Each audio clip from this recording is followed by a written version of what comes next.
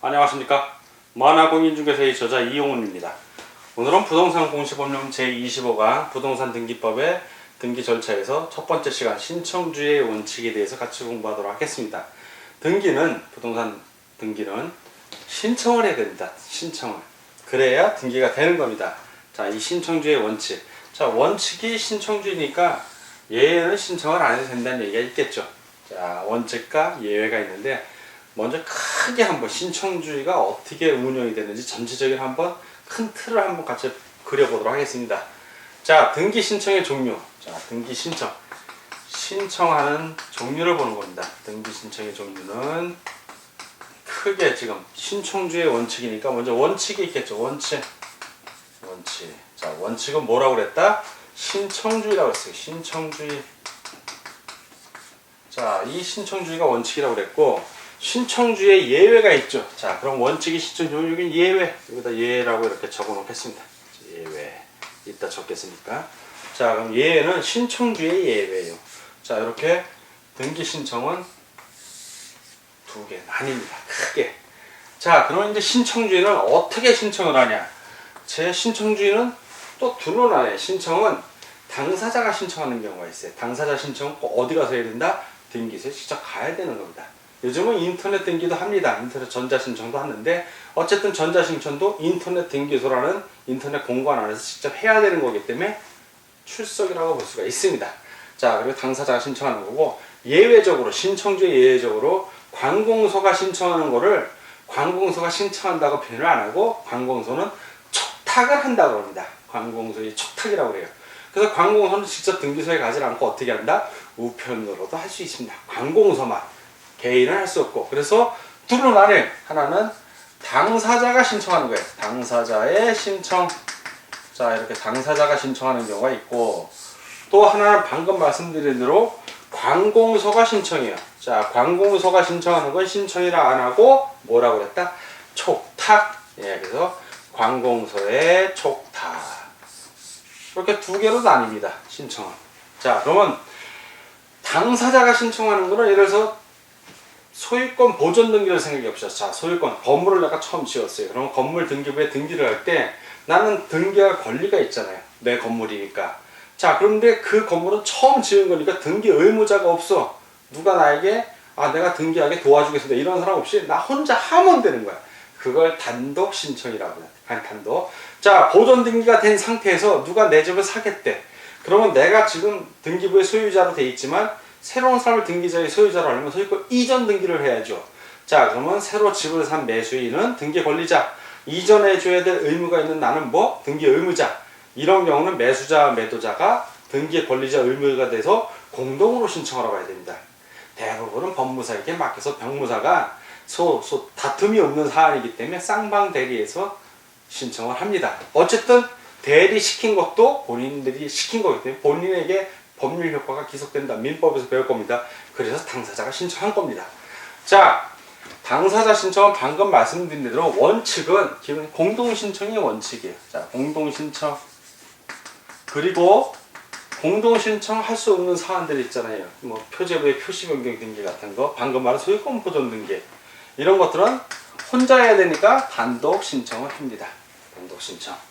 자, 그리고 이건 당사자가 하는 거고 당사자가 안 해서 제3자가 대신하는 경우가 있습니다. 어떤 부득이한 사안. 요거를 바로 제3자에 의한 신청. 제3자의 신청. 제3자에 의한 신청. 그런 대위 신청 뭐 이런 게 있는데 요 제3자에 의한 신청은 또 세 가지로 나뉘어요. 세 가지로. 어떤 게 있냐면 상속인에 의한 신청. 자, 상속인에 의한 신청. 에 의한 신청. 상속 등기 아니에요? 상속 등기 아닙니다. 이건 상속인에 의한 등기라고 그래요. 이런 거는 좀 이따 설명을 해 드릴게요. 자, 두 번째는 대위. 채권자가 채무자를 대신해서 신청한 거예요.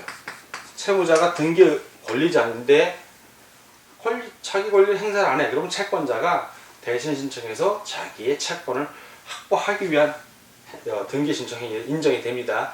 그리고 대리인이 신청하는 것, 아까 말씀드린 대로 공동신청 사항이지만 대리인에게 맡긴 거야. 그러면 어떤 대리? 임의 대리인, 법정 대리인 다 가능하고 임의 대리인의 경우에는 임의 대리 아무나 할 수 있어요. 다만 대리를 업으로 하는 거, 등기 신청 대리를 업으로 하는 건 누구만 할 수 있다? 변호사하고 법무사만 할 수 있는 거예요. 이 대리인 할 수 있는 게, 업으로 할 수 있는 게 공인중개사가 할 수 있으면 참 좋은데, 공인중개사들이 다 공부하잖아요. 못할 것도 없는데 나중에 법을 한번 바꿔봅시다. 자, 대리인. 이 대리인에 의한 신청, 이렇게 세 개로 나뉘는데, 이 상속인에 의한 신청은 뭐냐면 아버지가 돌아가셨어. 자, 아버지가 돌아가서 아버지 재산을 아들이 물려받는, 이건 상속 등기야. 이거는 법률 규정에 의한 등기이기 때문에 등기 안 해도 돼요. 다만 아들이 그 재산을 팔려면, 집을 판다든가 하려면 처분 요건으로서 그때는 등기를 해야 돼. 요건 상속 등기고, 상속인에 의한 등기는 한번 설명드리면 바로 이해 가요. 무슨 말인지. 자, 아버지에 해당하는 사람이 이제 갑도시에, 자, 갑이 매도인이야. 그 을하고 매매 계약을 했어. 자, 매매 계약을 했어요. 자, 갑이, 자, 이제 요 매도인, 매수인 했는데, 다 했는데 이전 등기를 해줘야 될 때 갑이 돌아가셨어. 이럴 수 있잖아요. 그러면 그 상속인 아들, 갑의 아들이 아버지 대신에, 아버지가 등기 의무자면 갑이 등기 의무자로서 을과 함께 등기를 하는 거예요. 을과 함께 소유권 이전 등기를 해주는 거예요. 상속 받아서 이렇게 해줘도 되고, 직접 아들이 아버지의 이름으로 등기해줘도 되고, 이게 상속인에 의한 등기야. 이거는 법률 규정이라, 이건 법률 행위죠. 계약에 의해서 이전이 되는 거예요. 요게 바로 상속인에 의한 등기입니다. 자, 당사자의 신청으로 하는 건 이렇다. 자, 그럼 관공서의 촉탁. 관공서가 신청하는 건 어떻게 되냐? 자, 오늘 원래 의미의 진짜 관공서가 촉탁하는 게 있어. 관공서. 요때의 관공서는 넓은 의미의 관공서. 요거는 행정부서로서, 행정부의 관공서를 얘기하는 거예요. 관공서가 촉탁. 자, 관공서 촉탁, 관공서의 촉탁이 있고, 자, 두 번째는 이 넓은 의미로 지금 우리가 살펴보니까 바로 법원이 촉탁하는 경우도 있어요. 법원이 촉탁하는 거야. 등기소에다가 뭐 좀 등기 좀 해달라고. 자, 법원이 촉탁. 그리고 집행법원이 촉탁하는 경우도 있어요. 그리고 주택임대차보호법에 의해서 임차권 등기 명령이 있거든요. 자, 주택임대차보호법, 주임법이라고 합니다. 주임법에 의한 촉탁, 이렇게 4개로 나뉘어요. 관공서의 촉탁은. 자, 이 관공서 촉탁은 워낙 양이 많기 때문에 이따 따로 우리가 공부하기로 하고, 자, 민사집행법에 의한 집행법원의 촉탁은 이게 뭐냐면 경매 개시 결정 등기, 경매 등기 신청하는 거예요. 촉탁. 자, 그리고 경매로 낙찰받은 사람이 소유권 이전 등기 해달라고 할 때, 그 낙찰받은 부동산에 대한 소유권 이전 등기도 이 집행법원에서 촉탁을 합니다.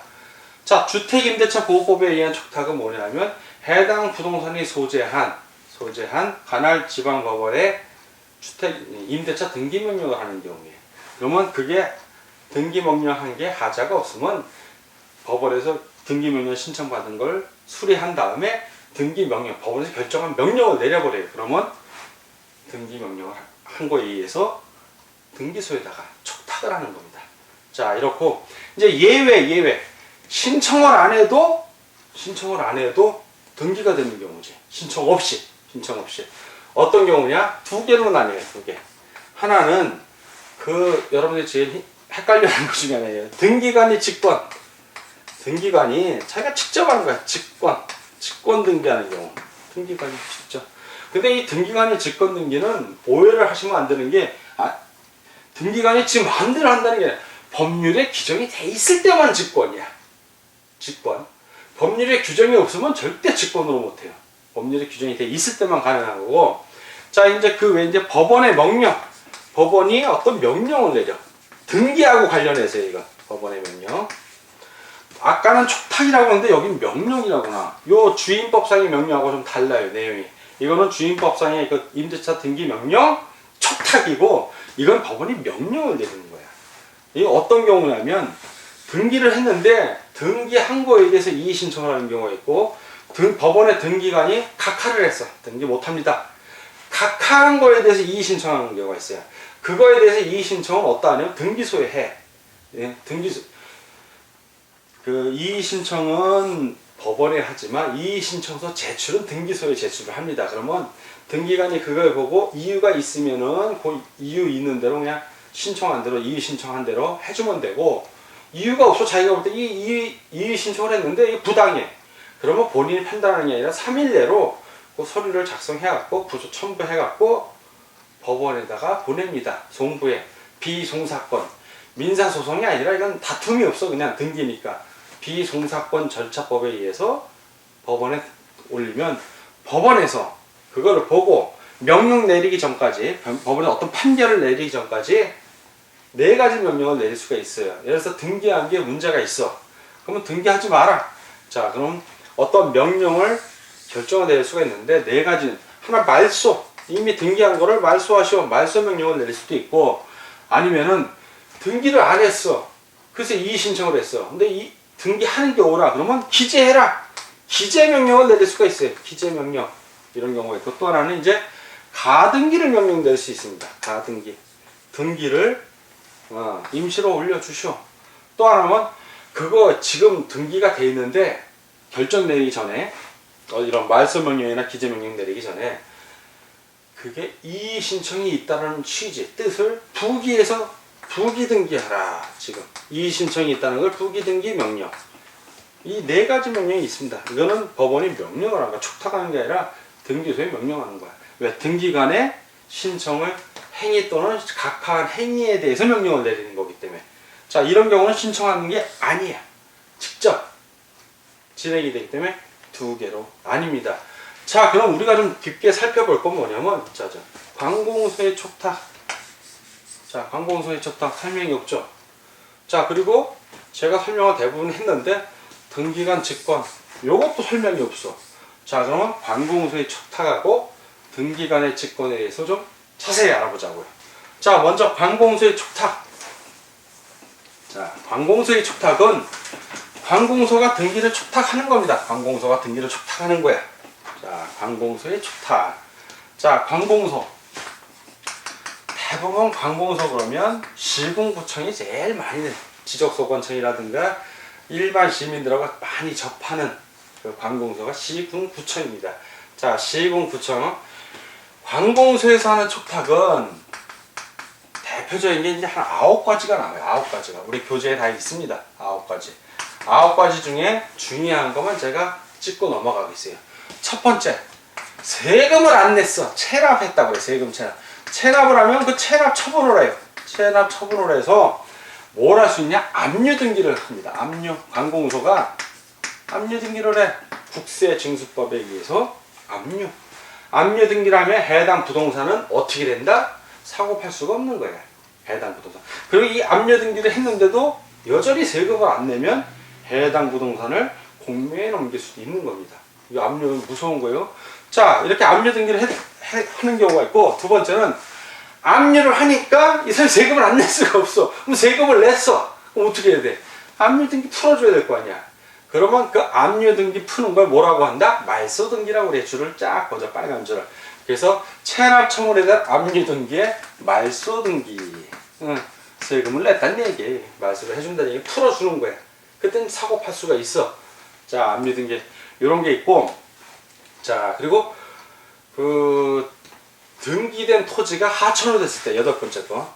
자, 토지가 등기된 토지입니다. 하천으로 변했어. 하천으로. 그러면 이 하천으로 된 경우에는 말소 등기를 해야 돼. 토지를. 말소 등기. 자, 이런 경우도 관공서가 합니다. 바다로 된 토지도 마찬가지야. 토지가 바다가 돼버렸어. 그러면 관공서가 그 등기 말소하십시오 하고, 지적법에서 배운 거 기억나세요? 바다로 된 토지? 그럼 90일 이내에 바다가 됐어. 그러면 지적소관청이 토지 소유자한테 당신 땅 바다로 됐으니까 말소 등록하십시오. 일단 지적도에 있는 것부터 말소를 해야 되니까. 근데 90일 내에 안 해. 억울해갖고 못하겠다. 내 땅인데 바다 됐다고. 그러면 지적소관청이 말소 90일 이내에 안 하면 90일이 지나서 뭐 한다? 등기관이 직권으로 말소하는 거예요. 만약에 이게 지적 측량이 필요하면 측량을 한 다음에 말소할 것이고, 말소한 다음에 말소한 거에 대해서 등기소에 관공서가 촉탁하는 겁니다. 말소해달라고. 자, 이런 경우고. 자, 9번째는 이제 관공서가 어떤 토지 수용을 했어. 토지 수용. 자, 토지를 수용을 하면 관공서의 토지 수용으로 소유권이 이전됐을 때, 소유권 이전. 그러면 그 해당 관공서가 소유권이 우리에게 왔으니까 소유권을 이전해 주십시오 하고 등기소에 촉탁을 하는 겁니다. 이렇게 9가지 경우가 관공서가 촉탁하는 경우입니다. 자, 그리고 법원이 촉탁하는 것도 참고죠. 법원의 촉탁. 자, 법원의 촉탁. 어떤 경우에는 이제 가장 대표적인 게 미등기 부동산. 미등기. 등기가 안 된 부동산인데 채권자가 그 미등기 부동산에서 어떤 가압류라든가 압류 조치를 해서 처분 제한하는 신청을 하게 되면, 그러면 법원에서는 가압류 가처분에 대한 촉탁을 하게 돼 있어. 자, 그 과정을 보면, 자, 갑이 채권자예요. 채권자. 이런 지금 설명해 드리는 거는 외우려고 하시면 안 돼. 이해만 하면 돼. 이거는 자꾸 이해를 몇 번 하면 저절로 알게 되는 것들이에요. 이런 거 암기하려고 하면 큰일 납니다. 머리 회로 불탑니다. 자, 을이 있는데 을이 채무자야. 제가 과정을 설명해 줄 때 자꾸 이해를 하려고 그러세요. 자, 돈을 대여해줘서 빌려주는 걸 대여라고 합니다. 대여금. 대여를 했는데 이 인간이 돈을 갚을 때 변제한다고 그러죠. 돈 갚는 걸 변제라고 그래. 변제기가 됐는데 변제를 한다 안 한다? 안 해. 지금 변제를 안 하는 거야. 얼마나 답답해. 그러면 이 사람은 만약에 법원에 소송해서 대여금 반환 소송에서 이기면 뭐예요? 얘가 그 사이에 재산 처벌하면 안 되니까 급하잖아. 근데 이 을이 건물이 있는데 미등기야. 미등기. 등기를 안 했어. 미등기 건물이 있는 거야. 부동산이. 그러면 갑은 어디다 해야 되냐면 법원에다가 등기소 가서 가압류 이거 하는 게 아니라 법원에다가 이 미등기 부동산을 처분 못하게 갑거니까 가압류해 주십시오 라고 신청을 해. 또는 처분 금지 가처분, 그런 것도 할 수 있어요. 가처분도 할 수 있습니다. 가압류를 신청을 하면 법원에서는 을에게 당신 거에 가압류 들어왔습니다 하고 친절하게 알려줄까요? 안 알려줄까요? 안 알려줘. 이거는 가는 임시란 뜻이기 때문에 만약에 을이 갚으면 압류 풀어지니까 안 알려주고 신속하게 처리해줘. 공짜? 아니야. 공짜 아닙니다. 이 을의 미등기 부동산 그 금액 또는 가압류 금액에 따라서 그 돈 내야 되는 거예요. 그 인지 때 다 내고 하는 거. 돈 내고 신청하는 겁니다. 그러니까 해주는 거예요. 자본주의 사회에서는 공짜가 없어요. 절대로. 가압류 신청을 해서 가압류 결정이 내려지면 법원에서 가압류를 거는 게 아니라 등기소에. 자, 등기소가 있을 거 아니에요. 등기소에다가 이 채무자 미등기 부동산에 대해서 가압류 명령을 내립니다. 가압류를 촉탁하는 거예요. 촉탁. 촉탁을 하면, 자, 이때 가압류 촉탁을 하는 거예요. 1심 법원이. 임시압류니까. 그러면 가압류가 되면, 마저 설명을 하겠습니다. 등기소에 있는 등기관이 조사를 해서, 등기가 안 돼 있잖아. 근데 가압류를 하래. 어떻게 해야 되는 거야? 가압류를 해야겠고, 보존 등기는 안 돼 있고, 그럼 뭐부터 해야 된다? 보존 등기를 직권으로 하는 거예요. 보존 등기를. 이거에 대한 보존 등기를 먼저 하고, 보존 등기 직권으로 하고, 그리고 나서 이 보존 등기를 토대로 해서 가압류 등기가 그때 들어가는 거예요. 가압류 등기. 이 가압류 등기는 촉탁에 의한 가압류 등기고, 이 보존 등기는 등기관이 직접 해버린 거야. 직접. 을의 허락 받고 한다 안 한다? 안 받고 하니까 직권 등기죠. 안 받고 하니까. 가압류 촉탁이 없다면 등기관이 할 수가 없는 거예요. 법률의 규정에 의해서 이렇게 하는 거예요. 그럼 이 경우에는 이 미등기 법물 보존 등기하면 등기필증을 을에게 안 줘요. 교부를 안 해. 만들질 않아. 아예. 왜? 이게 처분하면 안 되니까. 그리고 을에게는 당신 거 보존 등기되고 가압류 됐다고 통지만 해줘. 통지만. 등기가 완료됐다고. 그리고 갑은 법원에서 가압류 촉탁하면서 가압류 했다고 또 통지를 해줍니다. 법원에서. 아, 그냥 알 수가 있는 거예요. 그리고 나서 이렇게 되면 급하게 일단 압류는 걸어놨으니까 대여금 반환 청구 소송, 본안 소송을 해갖고 판결만 받은 다음에 돈을 안 갚으면 이 미등기가 등기가 됐으니까 그때 이 등기된 건물을 강제 집행을 신청하는 거예요. 경매 신청하는 거라고 그때. 그게 강제경매야. 저당권에 기하지 않은. 이렇게 시스템으로 돼요. 방금 법원에 의한 촉탁이 하나 있었고 등기관의 직권 등기 여기 있잖아요.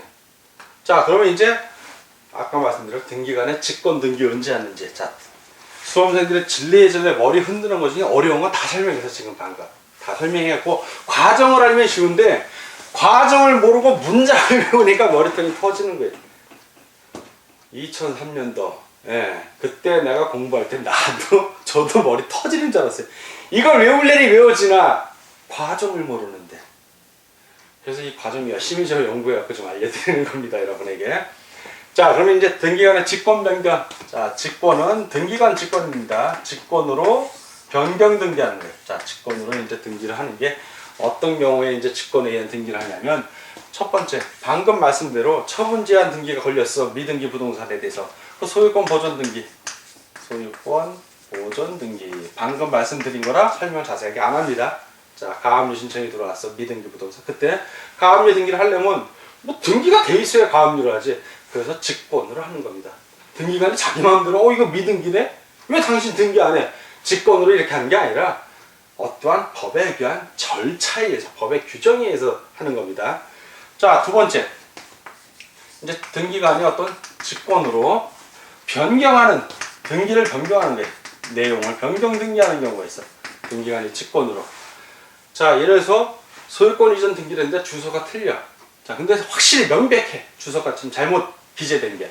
그럴 땐 등기관이 직권으로 등기명의에 주소 같은 걸 표시를 변경할 수 있고 지적대장하고 등기부하고 일치해, 불일치해, 불부합이라고 그래요. 옛날 요즘은 불일치라고 그러는데 그래서 대장이 지적소관청이 보내 통지를 해. 이게 등기부하고 일치가 하지 않다라는 걸 통지해주면 그걸 보고 확인한 다음에 일치시키는 거예요. 등기부를. 자, 사실이라는 건 부동산의 소재, 지분, 면적 이런 거잖아요. 그리고 권리가 있으면 사실은 뭐가 우선한다? 이거는 대장이 우선한다고 그랬잖아요. 소관청장, 지적대장, 토지대장, 임야대장 이런 게 우선하고 권리는 뭐가 우선한다? 등기부가 우선한다고 그랬잖아요. 자, 이런 사실을 대장 소관청이 보내주면 그 대장 소관청구에 의해서 바꿔주면 되는 거예요. 등기부에 있는 거. 자, 그거 누가 한다? 직권으로 등기관이 하는 거예요. 법률 규정에 의한 겁니다. 행정구역이 변경됐을 때 역시 등기관이 그 변경 등기를 합니다. 물론 지적소관청에 다 보내줘요. 그거 갖고 하는 거고. 자, 이제 경정 등기하는 경우가 있습니다. 경정은 애초에 잘못 적은 거야. 등기관이 본인이 착오했거나 빠뜨린 부분. 자, 그럴 때는 직권을 경정해주면 되는 거예요. 왜? 등기 신청서에 명백하게 주소를 예를 들어서 210-1이라고 써 있는 걸 본인이 잘못 쓴 거야. 잘못 쓴 거. 애초에 신청을 이렇게 했는데 실수한 거. 입력할 때 실수한다든가. 그런 거는 경정하면 되는 거예요. 애초에 있는 거는. 자, 이거 경정 등기고. 말소 등기. 말소 등기 하는 것도 여러 가지 나오는데, 말소 등기 하는 게 우리 교재에 나오는데, 그 중에 수험생들이 헤매는 거 위주로 몇 가지만 정리를 하겠습니다. 첫 번째, 환매 등기라고 있어요. 환매. 자, 환매 등기. 환매 등기는, 자, 갑이 부동산이 있어요. 매도이냐. 매도를 했어, 을에게. 자, 매도를 하고, 자, 대금을 지급했습니다. 그런데 요 계약에 부속해서 환매를 해놨어. 환매 등기, 환매 특약 등기 다 같은 말이에요. 5년 후에 사기로. 그래서 시간이 5년이 지났어. 그러면 이 환매권에 의해서 돈으로 집을 사오면 환매권에 의해서 집을 사면 소유권 이전에 다시 일로 이전 등기됐다가 다시 이전 등기하면 환매가 된 거 아니에요. 그럼 이 환매 특약 등기는 있을 필요가 없잖아. 이미 돌아갔으니까 집에. 그때 환매 등기. 이게 환매에 의해서 권리 취득을 다시 한 거야, 갑이. 그러면 환매 특약은 의미가 없으니까 그때 환매하면 이전 등기하면 환매 특약 등기를 등기관이 직권으로 말소하는 거예요. 환매 등기의 경우. 자, 환매 등기 같은 경우는 그 권리 취득고 환매 특약 등기 말소하는 거 직권으로 한다. 언제? 이전 됐을 때, 환매 됐을 때 하는 거지. 환매 안 되면 직권 안 해요. 아까 말한 것처럼 미처분 요 제일 헤매는 게 미처분 부동산 이거 가압류 등기 신청 들어왔을 때 그때 보존 등기하는 거지. 가압류 등기 안 들어왔는데 보존 등기를 할 수가 없는 거예요. 똑같아. 환매 등기가 됐을 때는 환매됐을 때, 환매가 됐을 때, 환매가 되면 갑이 다시 와서 환매에 의한 소유권 이전 등기를 신청한다고요. 그러면 등기부가 어떻게 되냐면 1번 소유권 이전, 자 지금 그리고 1-1 환매 이후에 주인이 몇 번 바뀔 수도 있어요. 자, 몇 번, 2번, 3번 바뀔 수도 있는데 나중에 요 환매권에 기해서 4번에서 소유권 이전 이 환매권이 실행이 된 거야. 그러면 이 환매한 거는 말소한다 이거야. 다만 소유권 이전 같은 경우 이전 소유자 거 말소한다 안 한다? 안 해요. 소유권 이전 등기는 그냥 그대로 냅둬. 저당권이나 전세권 이런 경우는 을구에 있는 것, 요건 갑부고 을구에 있는 것들은 다 말소를 하는데 소유권 이전만큼은 빨간 줄 안 걷고 이전 주인이 누군지 확인을 해야 되니까 말소 안 합니다. 그러나 환매 특약 등기는 넘어가면 부기 등기된 거니까 말소를 해준다. 자, 요거 헷갈리기 쉬운데 이해를 좀 하시면 되고. 자, 그리고 그 이제 가등기 같은 경우는 가등기를 했어. 소유권 이전 청구권 보전 가등기를 하고 나중에 그 본등기 하기 전에 무슨 어떤 등기가 있어. 등기가. 그리고 본등기를 하면 가등기하고 본등기 사이에 있는 제3자의 이러한 등기는 본등기를 딱 올리는 순간 말소한다 이 얘기예요. 네. 이게 그 얘기입니다. 가등기라면. 옛날에는 손으로 작업을 할 때는 가등기를 하게 되면 자 소유권 같은 경우는 갑부에 하니까 자 가등기를 하게 되면 어떻게 되냐면 그 1번 가등기 해놓고 그 밑에 여백을 이렇게 좀 놨어. 나중에 본등기를 하라고. 왜? 순위가 똑같으니까 본등기 하라고 여백을 냈는데 전산등기부는 이런 의미가 없잖아. 그냥 가등기하고 여백 안 둬요. 그래서 그 다음에 뭐 이전 등기할 수도 있고 저당권 이제 을구에 하겠지. 그리고 또 소유권 이전할 수 있고 이렇게 해도 나중에 1번 가등기에 의해서 1이라고 써주고 순위가 1이니까 본등기 그냥 하면 되는 거예요. 요 사이에 워드를 쳐서 늘릴 수도 있어. 요즘은 전산화되어 있기 때문에 여백이라는 의미가 없는 거예요. 여백을 만들 수가 있기 때문에 전산등기부는. 그래서 따로 두지 않아. 수작업을 할 때는 손으로 일일이 써야 되니까 가등기하고 그 밑에 여백을 만들어 뒀는데 지금 전산등기부는 그런 거 안 합니다. 자, 그러나 확실한 거는 가등기 이후에 등기한 거는 본등기를 하면 다 말소가 되는 거예요. 이렇게 말소가. 요 사이에 했던 등기들은 누가 말소한다? 직권으로 등기가 아니. 왜? 본등기 한 거에 효력이 이 등기들이 이제 효력을 상실했기 때문에 말소하는 겁니다. 자, 이렇게 해서 등기간에 말소 등기가 있고 이제 뭐 말소 회복 등기, 대지권 관련된 지역권 등기 뭐 이런 것들이 있는데 지역권 같은 경우는 요역지하고 승역지만 여러분들이 확실히 아시면 등기간 직권이 그냥 바로 이해가 가요. 어느 게 그 이익을 보고 어느 게 도움을 줘야 되는 땅인지 그것만 알면 돼. 자, 요역지 하고 승역지가 있으면 딴 건 다 필요 없고 여러분 요자만 해요. 요구하는 땅이야. 요구하는 땅. 요거. 이거는 승역지는 허락 승낙하는 땅이야. 승낙. 자, 그러면 등기부에 기재를 할 때 요구하는 놈이 먼저 기재할 때 허락하는 놈이 중요한 거야. 요구하는 놈은 아무 때나 기재하면 되는 거고 허락하는 놈 땅에 먼저 등기를 해야지. 이 사람이 허락 안 한다면 아닌 거야. 그래서 승역지에 먼저 등기를 합니다. 승역지에 허락하는 땅에다가 등기를 하면 허락한 땅에 승역지에 지역권 등기를 하면 요역지가 이제 거기 나와. 승역지 요구하는 거에 다 신청서에 쓰여 있는 거야. 요역지 등기는 등기관이 그때 직권으로 하면 되는 거야. 승역지 한 걸 보고 나서. 네, 순서가 그렇다는 거예요. 요역지를 먼저 하는 게 아니라 승역지를 먼저 해요. 등기를 할 때는. 그리고 요역지는 등기관이 직권으로 등기를 하는 겁니다. 자, 그리고 그 중복 등기 같은 거 소유권 보존 등기 이중으로 됐을 때 자, 갑 보존 등기돼 있고 또 갑의 명의로 또 보존 등기가 된 거야. 보존 등기 또 보존 등기. 자, 이중으로 됐잖아. 그러면 먼저 된 거 위주라고 그랬죠. 그리고 이 뒤에 거는 말소 그리고 폐쇄예요. 그럼 폐쇄 등급으로 들어가는 겁니다. 이거는. 자, 그 이제 법원의 명령에 의한 거는 나중에 이의 신청 부분에 가서 우리가 등기법 제일 끝날 부분에서 이의 신청 따로 배웁니다. 그때 공부하면 되니까 오늘은 그냥 아까 설명한 걸로 마무리를 짓습니다. 자, 신청주의 원칙은 등기법 전체를 포괄하는 개념이에요. 포괄하는 개념이니까 이거는 여러분들이 한번 처음 공부하는 사람들은 아, 이런 게 있구나. 이해만 하시면 돼요. 그냥 이해만. 그리고 이해가 안 가도 그런가 보다.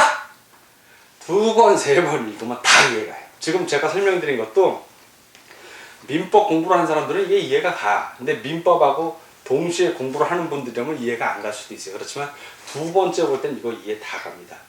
그리고 확실하게 강조하는데 학원이나 다른 동강보다도 제가 설명한 게 제일 쉬워요. 자신 있게 얘기할 수 있어. 딴 강사님 거 들으면 더 헷갈려. 그러니까 지금 오늘 정리해 준 거 자꾸 이해하려고 하시면 아주 쉽습니다. 자, 오늘 여기서 공부 끝내고 다음 시간에 뵙도록 하겠습니다. 수고하셨습니다.